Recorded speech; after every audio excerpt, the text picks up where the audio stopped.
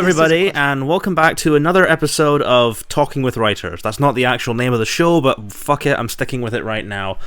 You guys will remember last month I had Andrew Joseph White on to talk about what he does with his books and how we both approach our own things, and today I have another guest, but this is also a very special guest because currently you're the first person I've ever spoken to who actually has a book deal. So that's kind of a huge deal for me. Please welcome to the show. I'm just going to let you say your name because I will probably butcher it. Hi, my name is Faridah Àbíké-Íyímídé and I'm being published. See when you're on your book tour, I really hope you wear a shirt with that. Oh my god, I had an interview the other day and I was with, do you know Clarabelle? Yes I do. She's got the Ghost story coming out. Ghost Squad, yeah. Yeah, that's the one. She was like, oh yeah, make sure you introduce your book. And I was kind of like, oh yeah, it's coming out. And I was like, oh, did I say my book name? Well, we'll get right into that. I mean, we're both authors, both in the queering trenches. And it's kind of funny because I think you were the first person I ever saw on DV Pit when I first got introduced to it. Like, I remember the day so clearly, seeing your pitch and then being like, holy shit, DV Pit's full of these really amazing people. So that happened, like, I know it was a Thursday last year because I was going to see Infinity War afterwards. I was already pretty happy that my own stuff was getting likes from agents, who knew. And then I saw yours, and I remember you describing it as sort of like Pretty Little Liars plus Get Out. So immediately I was like, fuck yeah, I want to read that. And we've ended up getting in touch now and sort of friends as well, and that's pretty cool. So for anyone at home, do you want to tell us a bit about like what made you want to be a writer, what kind of stuff you aim to write, and kind of like, I don't know, the writery things? I'm sure every writer has imagined what this interview would look like, but it probably does not include me. Okay, so basically I wanted to be a writer because my original passion was to be a lunch lady, because I wanted to find out how to like cut oranges, and I just found out you needed like a sharper knife, and then my dreams were kind of shattered, and I was like, well, I like telling stories, so I wrote a bunch of stories.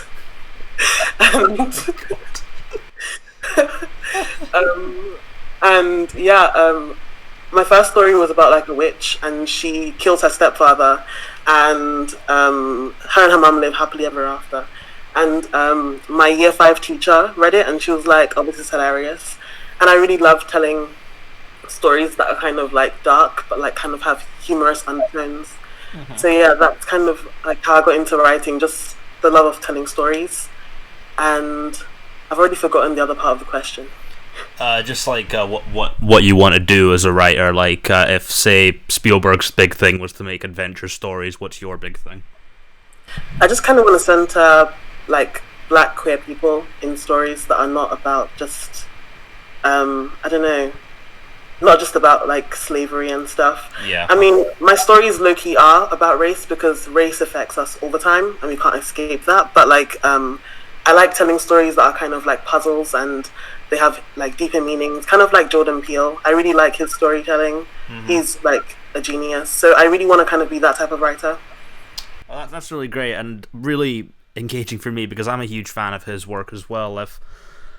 It's weird, when I first saw that Get Out was being advertised, like I wasn't quite sure if it was going to be a horror or like a comedy horror like Evil Dead, because you know Jordan Peele's from that comedy background, but I'd say he made a movie that was as great and as influential as like some of the horror classics that I know, like say Halloween, Psycho, that kind of stuff, and he just pulled it again with Us, and he's currently doing the Twilight Zone remake, which is very fun.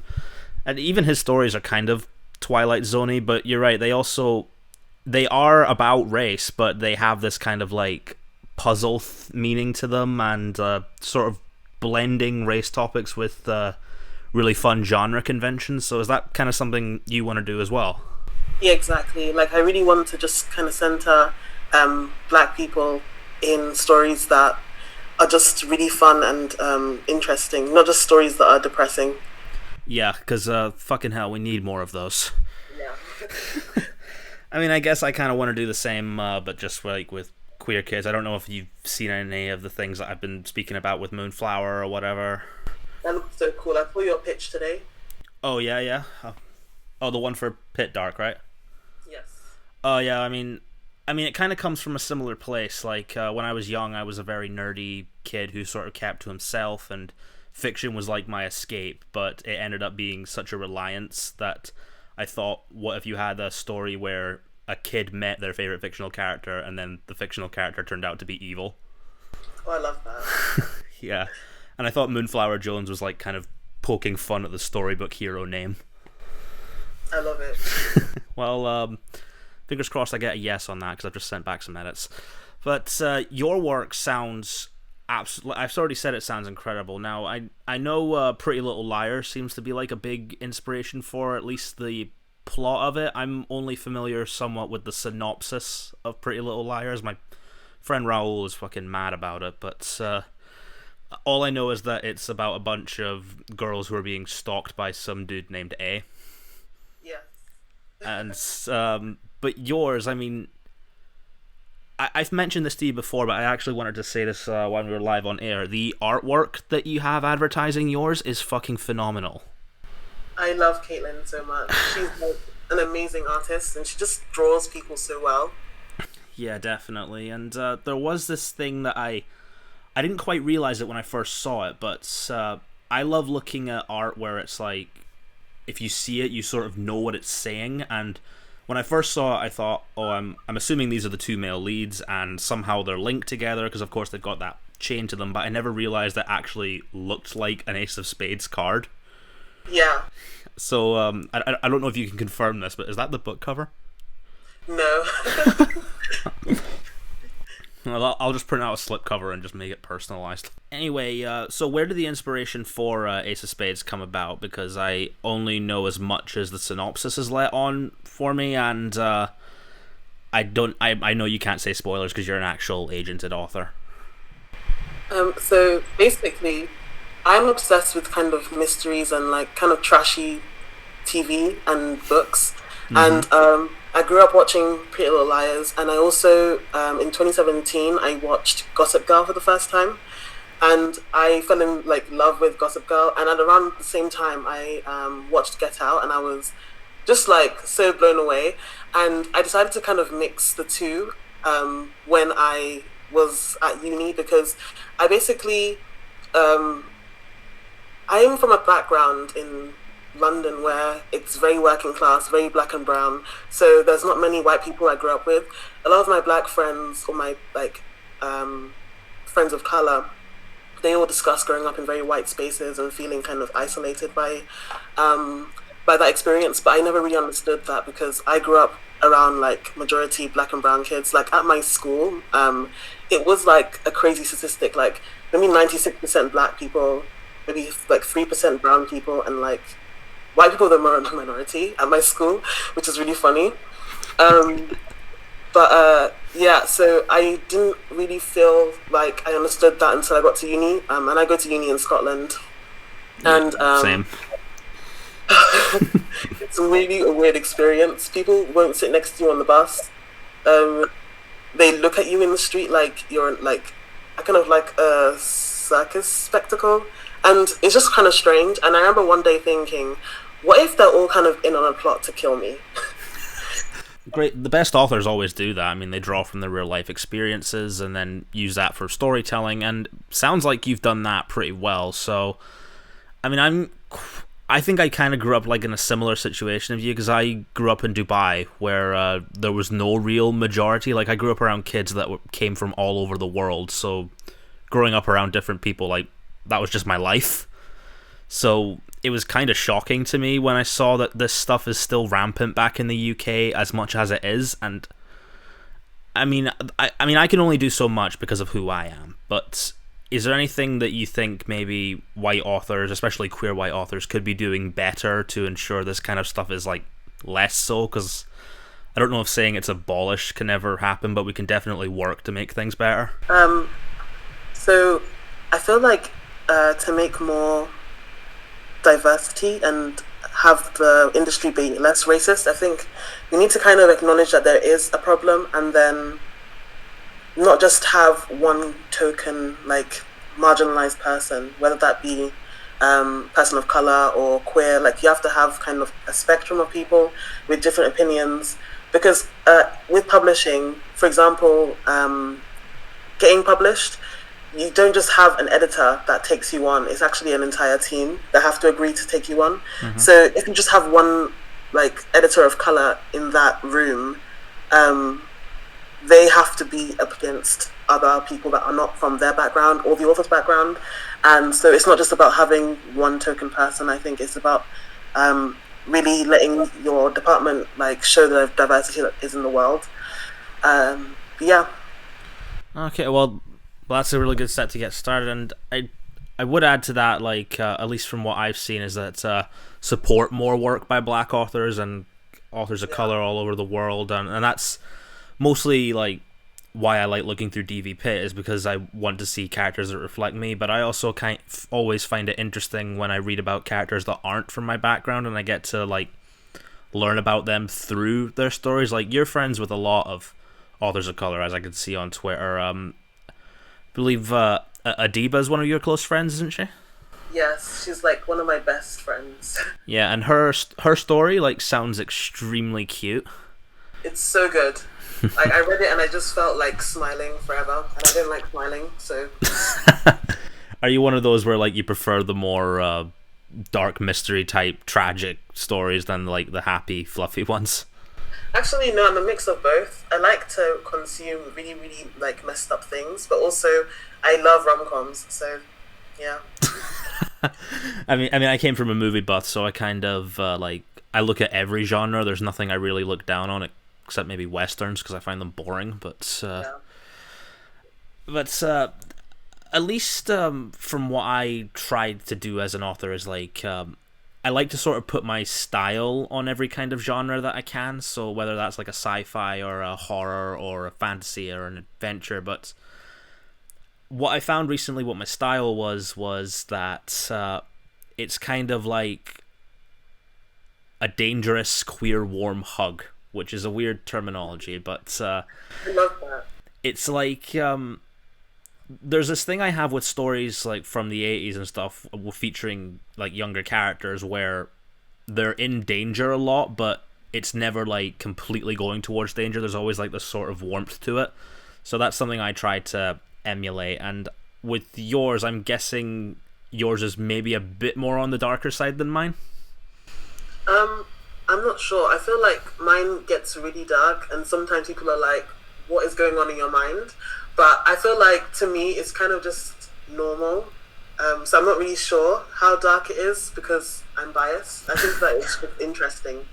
That's fair. People might think it's like messed up. That's fair. And this is just coming in now based on your origin thing. Is there a scene in your story with a lunch lady cutting oranges? No, sadly. I feel like I had to leave that part of me behind when I was like 7. I see. I mean, it could be there's like a cool little Easter egg that people look up about the book. So, is there any authors that inspired you when you were younger, or any styles that you want to emulate, or are you more focused on developing like your own style? I'm obsessed with Oscar Wilde. I think he's just hilarious and gay, and I just love him so much. And when I read his stories, I just was so fascinated by how ridiculous everything was, and he was just really, I don't know what was going on in his mind, but I'm obsessed with it. And I also love James Baldwin. He just writes so beautifully, and I hope one day I can write as great as he does. And more recently, I feel like I never really saw inspiration for like writers I wanted to be like when I was very young, because there wasn't any that really showed me that I could be one, because there was no one that looked like me in the industry that I could think of at the time. But then as I got older and I discovered Mallory Blackman, who I adore. Oh, she's so good. And I read her book. I was like, wow, and she's black and she's British, which is not something you see often in the media. And so I was just really, really like intrigued by that. And also, like more recently, what made me pursue publishing, because I was writing for a long time, but I never wanted to pursue it, was actually Tomi Adeyemi. Oh, yep. Big fan of hers. She's so cool. When I saw her deal announcement for Children of Blood and Bone, I was just shook that there was like a Nigerian author that was getting this big deal. And I thought like I could do that too. So I just started trying to pursue like querying and like publishing after that point. Yeah, I'm a big fan of Tomi Adeyemi's too. I'm curious, have you heard who's directing the film adaptation of that? I'm so bad with directors. I saw the post and I saw people freaking out, but I didn't really know who he was. It's a Rick Famuyiwa, who I don't know if you've seen the movie Dope. No, I haven't. Well, that's got the lead in that is Shameik Moore, who I'm sure you will know as the voice of Miles Morales from Spider-Verse. Oh my gosh, okay, that's so cool. So that's possible. I mean, he could be cast in Children of Blood and Bone. That's so cool. I mean, I was quite surprised at that, because usually with YA adaptations, at least from what I've seen in the movie business, the directors they hire are usually like newcomers or people who haven't been working for a while, but Rick Famuyiwa is like a pretty big name in the indie film scene, so I'm glad that story's getting all the love it can do, and it seems like Tommy's really excited about it. Yeah, I'm really happy for that. Yeah, and I'm also a big fan of Mallory Blackman's too. I'm assuming the one you read was maybe like Noughts and Crosses or something? Yes. Right, because I haven't read that, but the thing that sort of got me onto Mallory Blackman when I was younger was the story Pig Heart Boy. Okay. Yeah. I think I've read it. Yeah, there was a CBBC like adaptation of it like way back when I was a little kid, and at the time I kind of just thought nothing of it. I just thought here's a story about that, but then it goes into all these really like sort of dark themes about heart transplants and what it's like when you do something that the public doesn't perceive as, say, normal, which I guess you can link to what they think now of fucking queer people, but that kind of opened my eyes a bit to seeing like how kids' stories don't have to be just all this cute fluffy stuff. They can deal with very adult heavy themes, and it's the same. I assume it's the same for YA. I mean, I mostly write middle grade, but YA has got that advantage where it can go a bit darker. So is that something you like to employ when you're writing? Yeah, definitely. I feel like because I also write middle grade, but I mostly write YA, and I feel like I can be more explicit or like just more obvious with the darkness. Like I feel like with MG you can be dark, but it kind of has to be maybe subtler, because of like traumatizing kids and stuff, I guess. I mean, full disclosure, I do not treat my main character, my middle grade Millie, with kind hands. That kid goes through some shit. Wow. A lot of children go through things, and I think it's important they see that in books as well. Yeah, I mean, that kind of came from this whole idea of hero worship, because, when I was just first getting into writing, I had some writers who were in the industry who I considered like mentors. I'm not going to mention his name, but I met one of them when I was in Dubai Comic-Con, and I thought like he was the coolest guy ever, and he completely got what I kind of wanted to do with writing. Then later on, I found out he was a fucking scumbag. Oh, wow. So that was kind of a big hurt with like that feeling of your hero letting you down. So I kind of wanted to put that in Moonflower as well, because it's not so much that she just becomes, she's evil. What happens, I wanted to do was like, how does a fictional character react to becoming fictional, or realizing that everything that they went through was just because someone was writing their story that way. Yeah. And then it kind of brings forward like this kid's mindset, like, because when you're young you don't really think about what your main character's dark sides are like a lot. You just kind of read them and you're having fun, but as you get older you kind of realize maybe there's a bit of a dark side to them. It's like the people who say Danny LaRusso is the real villain of the Karate Kid. I've actually never ever watched the Karate Kid. It's pretty fun. But How I Met Your Mother, I feel like they were saying that throughout, like How I Met Your Mother, because Barney was a big fan of who the villain is supposed to be. Oh yeah, Billy Zabka. Yeah, that's him. Yeah, but there is like a whole theory on Danny LaRusso being the real villain of that, and I thought that was kind of interesting. So I thought, why not write a villain from that perspective? Okay, that's really interesting. It's actually your book reminds me of a Korean drama. Really? What's that? It's called W, and it's about this guy who is married and he has a child, and it follows the girl that his daughter, and he's a graphic designer, and he has like a popular series, and the main character is like this guy who is like framed for his parents' death, and one day her dad goes missing, and we find out that her dad has been like pulled into the story, and the main character is on like a mission to kill her father, aka the creator, and it's just so cool, and she falls in love with the guy. It's just so... Well, I've been told that my book's similar to Inkheart, but a Korean drama is an entirely new thing.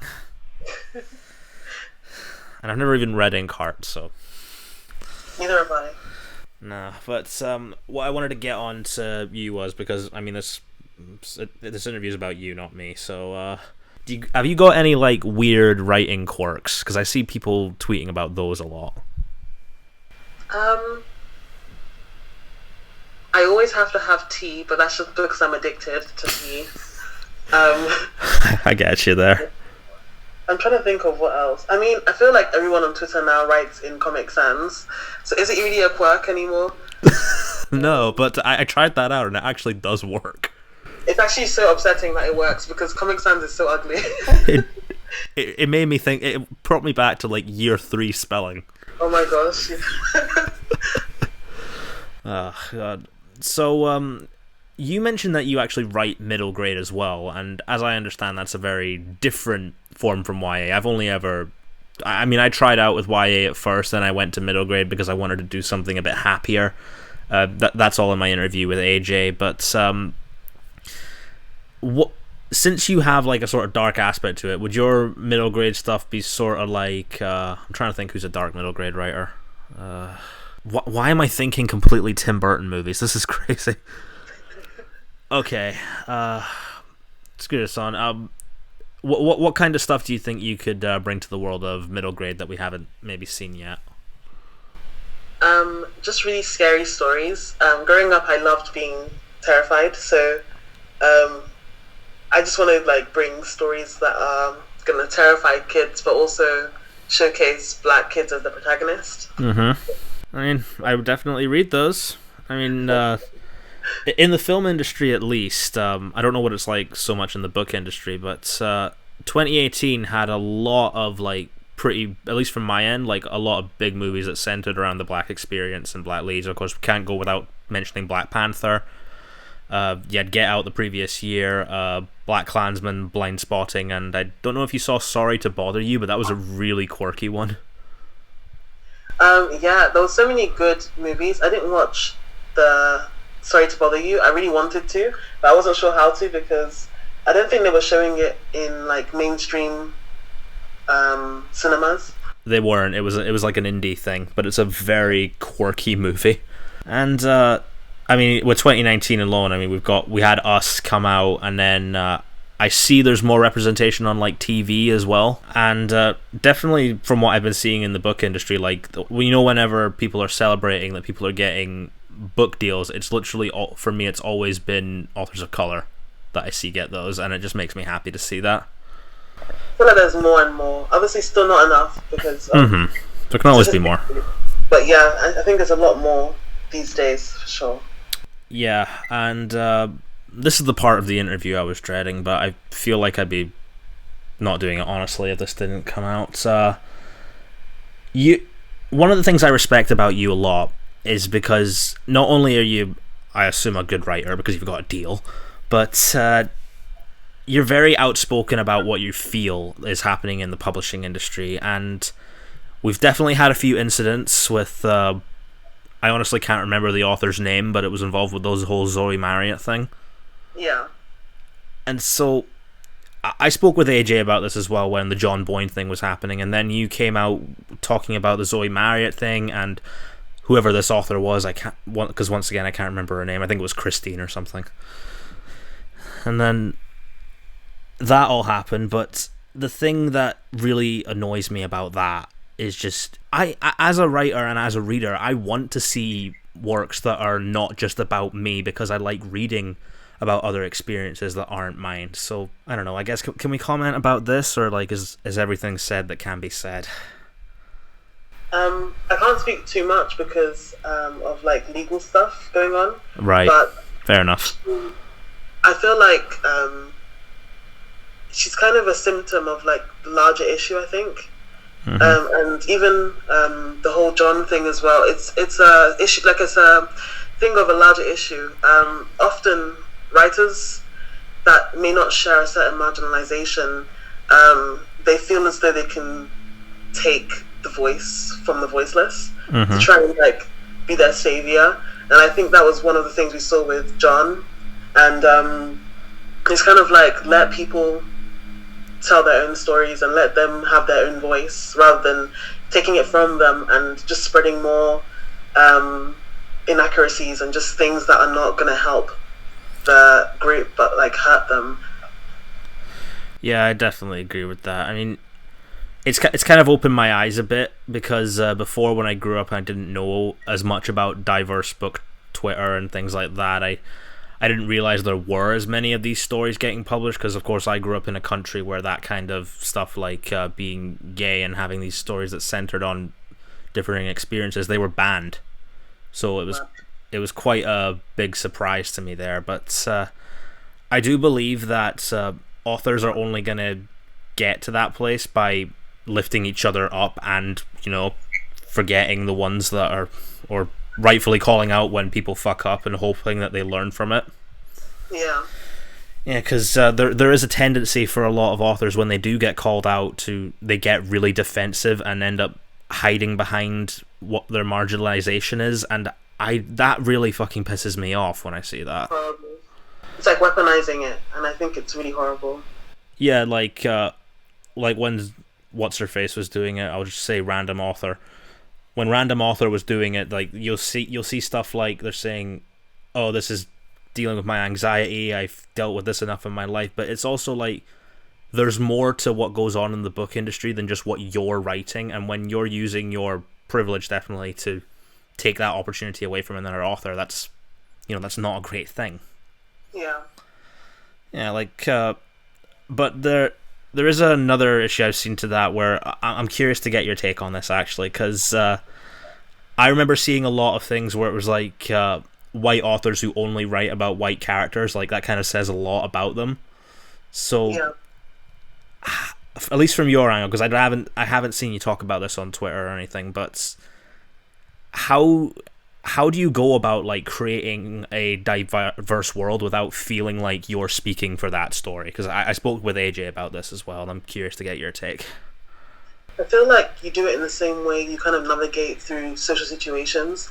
Like if you only have white, cis, straight people in your friendship group or like in your life, it kind of says that you're not really open to like being around people from different walks of life.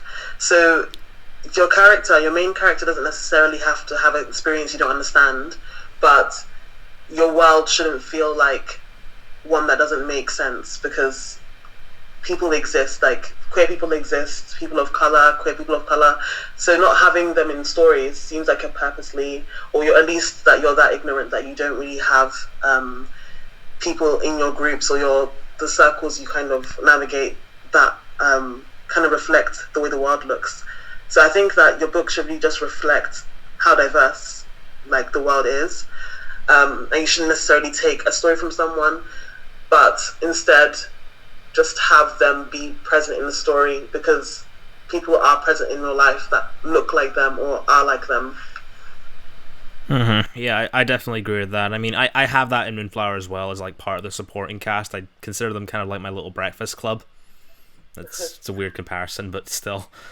Because I do believe that, like, me and AJ said this as well, like, you can write about characters who are different than you, but you can't write about characters who are different than you, if that makes sense. It's like you're writing for them. Yeah, exactly.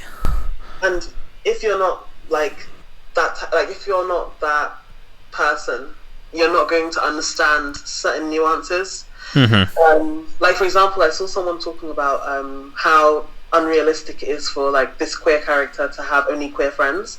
And I was like, you see, it's because you're straight. You don't know that queer people kind of navigate towards each other. Like we kind of form a cult and stick together. So it's kind of like people that aren't from that background, no matter what they do, they will never really get the tiny little nuances. And that's okay. Like we have to understand each other, but we can't fully 100% understand every single person. You just kind of have to accept everyone and try your hardest to not oppress them. Exactly, and I mean, I don't know how you view it, but I'm also one of those people that loves seeing those perspectives from those authors. Like AJ sent me some of his work, and it's actually made me care for a genre that I never really cared about before. I've never really been a dystopia reader, but the way he puts in the trans perspective is really interesting. AJ is so talented. I always see his work on Twitter. He's comment like, "Why are you such a good writer?" And he is legit one of the sweetest guys I've ever met. And I mean, I don't really have to worry so much about friends with Moonflower because Millie doesn't really have any friends. She's like me. She's kind of a loner. Oh my god, same. I mean, she does get friends throughout the story who are from those different backgrounds, and they have a really cute friendship together. But mostly that story is focused on like her kind of accepting herself and her relationship with Moonflower, and then eventually having to realize that you don't have to rely on fiction to feel good about yourself, which is kind of a weird message for a book, but I thought worked for it. I think it's really interesting, that like exploration of those themes, because I feel like it kind of applies to fandom too, when you kind of idolize like, I don't know, celebrities or people you really respect that you see, and you kind of become consumed by the fandom, and then I don't know, you can kind of lose yourself. So it's a really interesting thing you're going with. I like it a lot. Definitely, and this is something that I love asking my interviewees, especially when we're talking about their work. Have you ever fan cast your books? I find it hard actually because I don't know, there's not many black like actors that I know of that are kind of the age group of my characters. Like for example, when I tell people to name like, I don't know, 5 dark-skinned black women that are like between the ages of like 20 and 30, they can just think of Lupita, who's not even in that age range. And it's kind of like, it's amazing that Lupita's doing so well. She's an amazing actress, but like we can't just have one of us representing us all the time. And so I just find it quite hard to fan cast because there isn't many people. So for example, with my characters Devon and Chiamaka, I can't fan cast Devon because I don't think there's an actor I know of yet that I see as him. But Chiamaka, I kind of see more people that look like her because it's a very, very complicated thing with colorism. Chiamaka is biracial. And so as there is in many spaces like relating to POC, we often see the actors that we see mostly on TV are the ones that are more like Eurocentric. So I feel like it's easier to fan cast Chiamaka. And I've kind of like, have you watched Sabrina? The Netflix one? Yes. Yeah, I watched the first season. I love it. I know what to hate it. But yeah, Ross from that I see as a really good Chiamaka. Or even Yara Shahidi. Who do they play? Have you watched Blackish? No. Is that on Netflix actually? Because I've been told to watch that. No, I don't think it's on Netflix. I don't know what it's on actually, because I feel like in the UK we just kind of get American TV on wherever it shows on. But I might recognize the actress. Or she's quite like up and coming. She also is in a recent book to movie adaptation called The Sun Is Also a Star. I have heard about that. Yeah. I'm just gonna look her up now. What did you say her name was? Yara Shahidi. Yara Shahidi. Okay. Yeah. Let me see if I recognize her. Because the name sounds familiar. Okay. Yara Shahidi. Yeah. Wow, Wikipedia, you are very slow today. Oh, I don't recognize her, but yeah, she does look like that kind of character you're describing. Yeah. And the sun is also a star. I've heard of that somewhere, but oh yeah, people were raving about that actually. Yeah, it's quite a big YA book. Uh-huh. When does that come out? Oh, that's out this week? Holy shit. I'm gonna have to look for that now. Bloody hell. I'm so behind on movies these days. Same. I mean, I say that, and I saw Rocket Man and Aladdin yesterday. Oh, Aladdin's out. Yeah, it's fine, but the lead actor who plays Aladdin is fantastic. Okay. Yeah, Mina Masood, like, because I grew up in Dubai, Aladdin I had a big connection to, so for all the faults the remake has, and there's a lot of them, he's not one of them. Okay, cool. Okay, I mean, I look at fan casting kind of in a funny way as well, because I feel like a lot of my work would be more catered to animation than live action. Okay. So, like, you can cast, you don't have to worry necessarily about age with voice acting. But the weirdest one that I had in mind was actually for Moonflower Jones, because for that character to work, you can't cast an actress who's known for being bad guys. Okay. Yeah, it's got to be like a surprise, and for some reason, you're probably going to laugh at this, I don't know why this kept coming to me, but I kept picturing Miley Cyrus. That's so funny. And it reminds me of like the trailer for the new Black Mirror thing. Oh yeah, and funnily enough, the other actress in that who plays the lead, Angari Rice, I've loved her since The Nice Guys. I've envisioned her as another character in Moonflower, so they're in a Black Mirror episode together. It's kind of uncanny. And it's kind of a similar thing as well, hero worship. It's true. So like it just all links together. If this gets a deal and I end up doing a movie deal with those two, I mean, that's going to be quite a story to tell. Okay, and my phone's been having issues, so like it's hard for me to get my questions back. And there's something else that's been coming up in YA Twitter a lot, and I've even seen it happen to authors of color. It's when the whole criticism thing comes in, and then books end up getting cancelled, and people are always pointing out the irony, like, you policed a lot of people on what they were writing, and now that's happening to you. I don't know if you ever fear that's going to happen to you or anything, but, like, is there a way you think authors can deal with that more constructively? Because from what I've seen, it's always the white authors that are getting defensive, and the people from marginalized communities, the authors of color in that, who are listening and just taking the steps to go with it.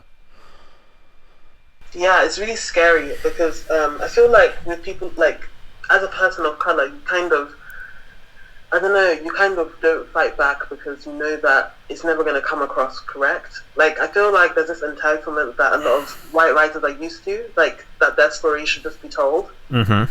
Whereas POC, we're just so used to being told our stories are not worth telling, and so when we're told that that is the case, which is complete BS. I know, it's really horrible, but we're kind of used to it, so I think we kind of take a step back and we're like, they're more likely to not fight back than maybe a white author. And even just so much happening, you see kind of the parallels, like white writers who are writing things that are very offensive. Mm-hmm. Even if it's nothing to do with race, but even if it's to do with queerness, and they don't share that marginalization, or it's just not like a nice representation, they have a lot of support behind them, a lot of defense, and they don't cancel their books. It seems like they will push even if it's hurting people physically. Yeah. That happening.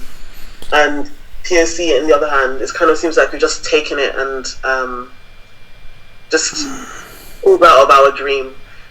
So it's kind of scary, I think, seeing it happen. And I just hope it doesn't happen to me or anyone I care about, or any person of color or marginalized person, to be honest, because it's hard to deal with. I very much doubt it'll happen to you. You seem like you have your head on your shoulders really well.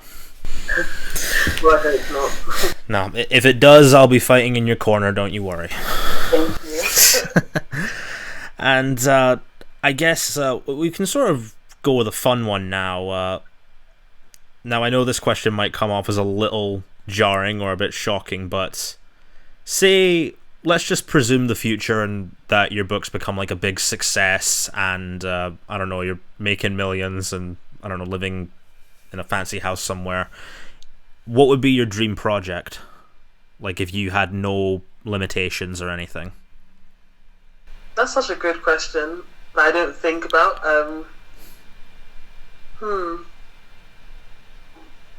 I feel like I'd love to do directing and like stuff like that. Well, I've delved in that as well. It's challenging, but one of the most rewarding things. I'm more into that than like being an actor. Yeah, acting seems really hard.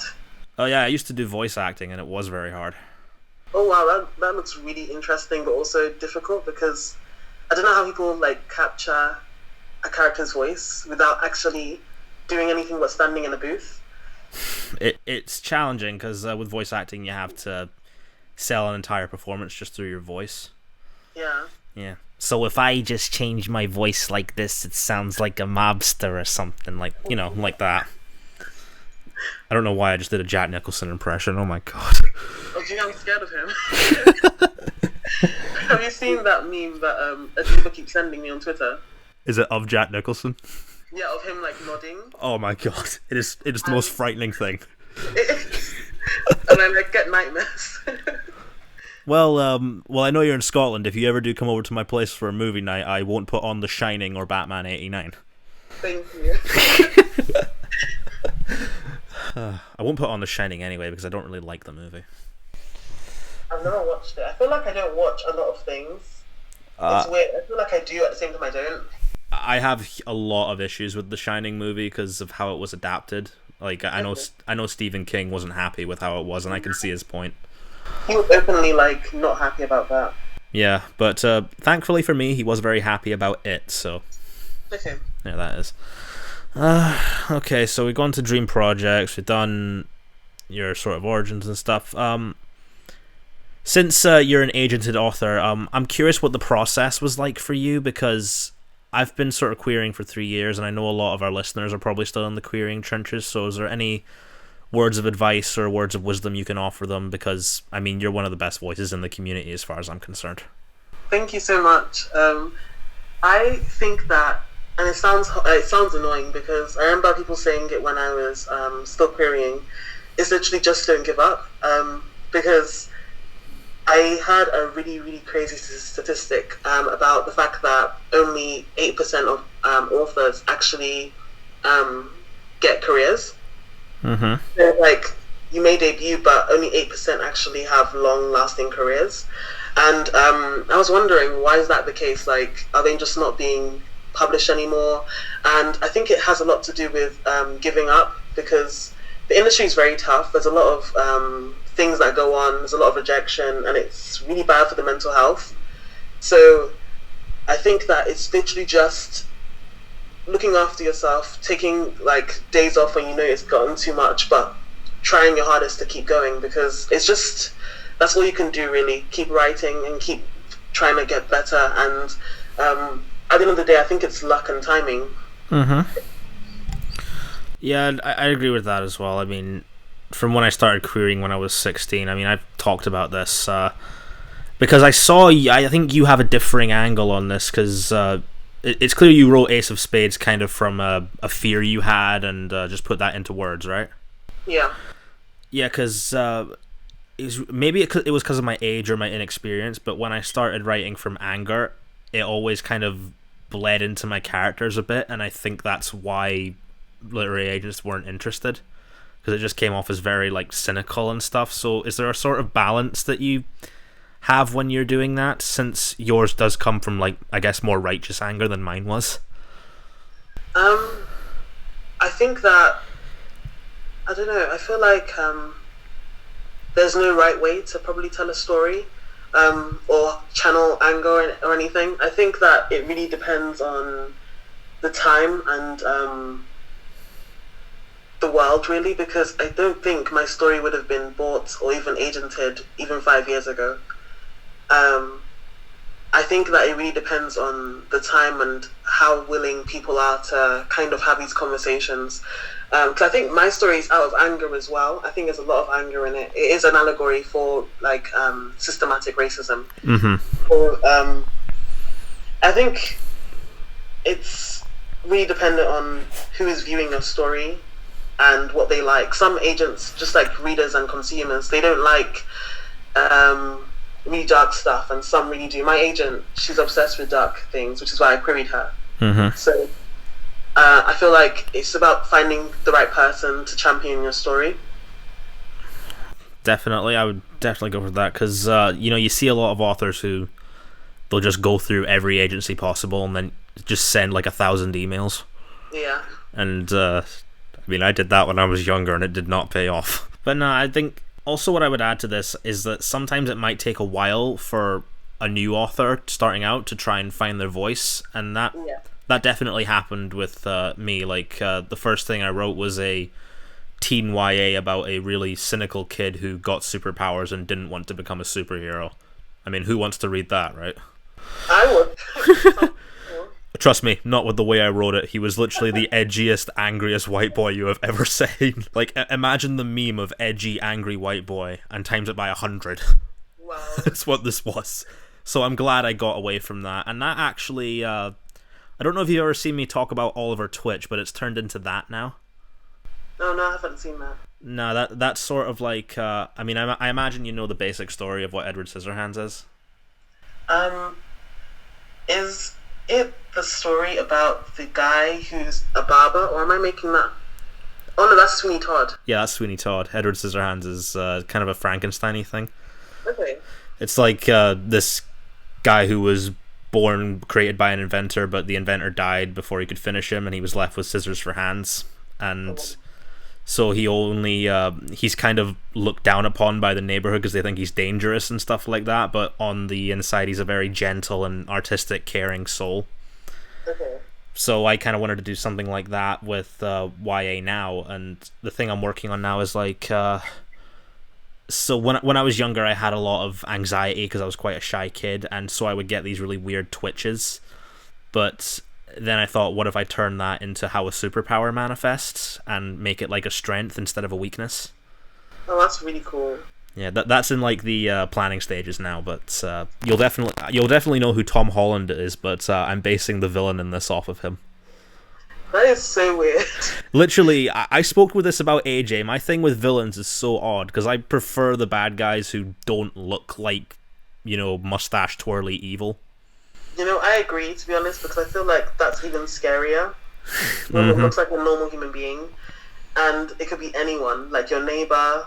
Anyone could be evil. It's really... I think I deal with that in my story as well. Like, there's very, very...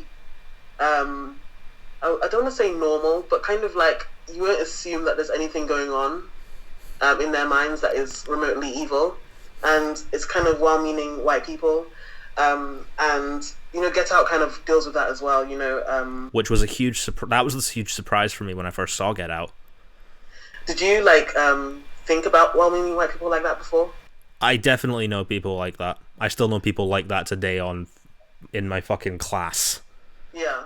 Which is hence why I don't talk to many of them. But no, like when I first saw the trailers for Get Out, I thought it was going to be like, oh, these are going to turn out to be obviously like in your face racist people, but it was a different kind of racism that I had never seen explored in film before. And I'm so glad it gave a voice to that, because I honestly deal with more, at least as a queer person, I deal with more people who are like, oh, I don't mind if you're gay, you can still be my friend, than outright bigots. Yeah, exactly. It's definitely scarier when it's not outright bigots, because it kind of comes out of nowhere sometimes. I mean, outright bigots I can kind of just laugh at. Exactly, yeah. Like, they're the Looney Tunes villains that fall into fucking barrels. Yeah. Exactly. It's kind of the scariest part is the people that you're meant to trust, maybe, that turn out to be as bad. Mm-hmm. And that is, the Hate You Give even deal with that. Yeah, exactly. Yeah, which I'm actually really surprised that in 2018 that movie didn't make more money. I thought it was going to be like a smash out hit. Yeah, I want to say I'm surprised, but at the same time I'm not, because I don't think people are really willing to deal with what the world does to black people. They don't want to kind of confront their biases, because we're all biased in some way. We're not born. Well, I mean, we're all born unbiased, but we're all conditioned to be these people who have like prejudiced thoughts. So I think people are not ready yet, and even in 2018, people are not ready to deal with that. But it was such an amazing movie. I cried so many times.